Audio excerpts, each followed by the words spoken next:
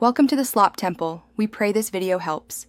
In this video, I will show you how to make a fantastic Kerala-style salmon curry, a dish bursting with authentic South Indian flavors.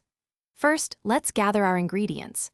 You'll need about 1.5 pounds of fresh salmon fillets, a can of full-fat coconut milk, and a selection of aromatic spices like turmeric, chili powder, and fenugreek. This recipe is surprisingly straightforward and delivers incredible taste. To begin, heat a tablespoon of coconut oil in a pan and sauté finely chopped onions, ginger, and garlic until they turn golden and fragrant.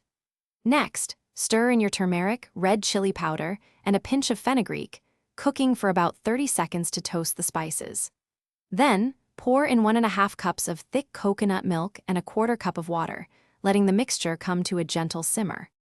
Now, carefully add your salmon pieces to the simmering curry, ensuring they are partially submerged.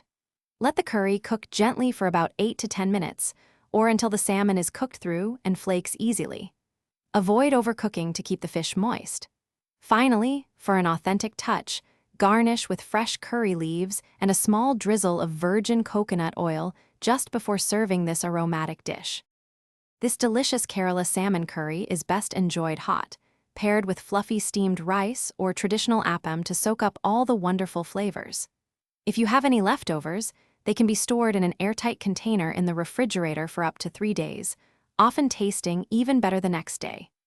Also, be sure to check the description below for a link to the new Kindle Paperwhite, perfect for reading your favorite recipes and other fantastic deals you won't want to miss.